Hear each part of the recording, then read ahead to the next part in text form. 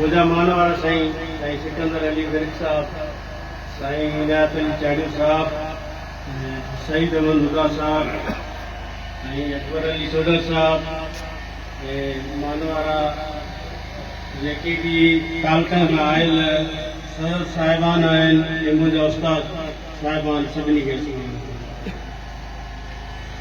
साईं असांखे तमामु घणी निहायत ख़ुशी थी आहे त साईं ज़ुल्फ़िकार अली मेमून साहब भी प्रोग्राम रखी करे सभिनी दोस्तनि खे गॾु कयो आहे।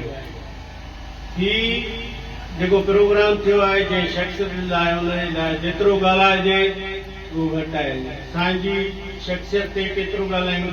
साईं तमामु साईं सिकंदर अली विर्क साहब शफ़ीक़ मोहबती इंसान आहे।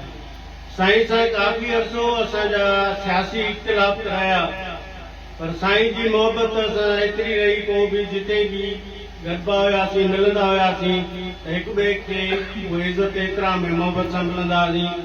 साईं जी उहा मोहबत ॾिसी करे असां साईं जे सत में अची करे शामिल थियासीं। इहा साईं जी मोहबत हुई, फराज़दिली हुई। साईं निहायत शफ़ीक़ ऐं मोहबत इंसान आहे। साईं जी हमेशह सां मोहबत रहंदी। बाक़ी दस्तूर आहे त 60 साल खां पोइ रिटायरमेंट त हर को थींदो आहे।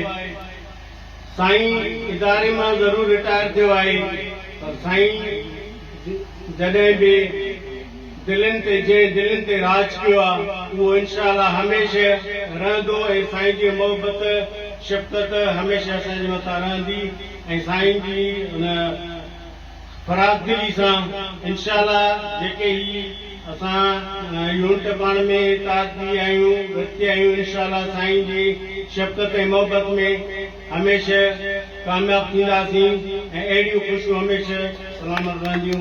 साईं जी वॾी महिरबानी।